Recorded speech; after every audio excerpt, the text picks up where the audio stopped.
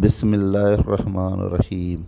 तव्हांजो भालाल खाने गौर जो वीवर्स अस्सलाम वालेकुम। अला कंदो तव्हां ख़ुशि हूंदव। सॼण साईं मौलूद शरीफ़ रब रायो रसूलुल्लाह भले भले ऐं बिस्मिल्लाह। कुझु दोस्तनि इन जी फरमाइश कई त अदा साईं तव्हां ॾे हुजे त लिखत मोकिलियो, त मूं ॾे किताब में लिखत तक़रीबन मौलूदनि जी पई आहे। ऐं इहो पढ़त बि उस्मान मंगराड़ मोहम्मद रहीम ऐं लॻे थो त वली मोहम्मद जिसकाणी वारा बि आहिनि। इहो मोकिले रहियो आहियां, पर हिननि पढ़ियो मथियो मौलूद। असांखे दिक़त थी आहे ऐं उन हवाले सां तव्हां सां ही वाइस ते ॻाल्हायां पियो त उन इहो थोरो दिक़त इहा थी आहे त हिननि पढ़ियो आहे भेज ॿिनी भली करे आयो। त हाणे इहो मौलूद शरीफ़ ख़ान साहिबनि सरगस में पढ़ियो आहे त उहो सही सही पढ़ियो आहे। ऐं हिननि जेको पढ़ियो आहे मौलूद त मूं पूरे किताब में ॻोल्हा कई आहे। लॻे थो त मूं चयो ॿियो हुजे, पर ॿियो कोन्हे। इन ई मौलूद खे हिननि पढ़ियो आहे त हिननि दरवेशनि जेको आहे सो थल तमामु ग़लति पढ़ी आहे। जेके कुझु अखर मिलाया आहिनि उन में कुझु सही आहिनि, कुझु ग़लति आहिनि, कुझु न पर इलाही ग़लति आहिनि।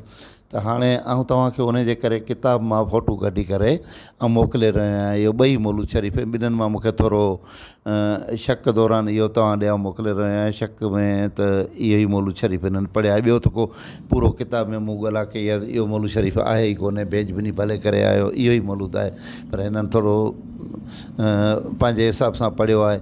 ऐं तव्हां थोरो ॾिसिजो त इन जा ॿिन्हिनि मौलूदनि जा पिक्चर्स ऐं मुंहिंजो लिखियलु आहे जेको जीअं अक्सर करे सरगस में पढ़ंदा आहिनि ईअं बि लिखत आउं मोकिले रहियो आहियां। ऐं तव्हां थोरो ॾिसी करे ॾिसो त कहिड़ी इन्हनि पढ़त कई आहे, हिननि मां कहिड़ो आहे। ऐं मूंखे त लॻे थो भेज ॿिनी जेको आहे सो मूं फ़ोटू कढी तव्हां ॾे मोकिलियां पियो, इहो ई हिननि पढ़ियो आहे, पर इहो थोरो हिननि ग़लति पढ़ियो आहे। ऐं अदा साईं इहो थोरो तव्हां पाण ॾिसिजो, इन करे तव्हांखे पिक्चर मोकिले रहिया आहियां। तव्हांजो भालाल खाने गौर जो।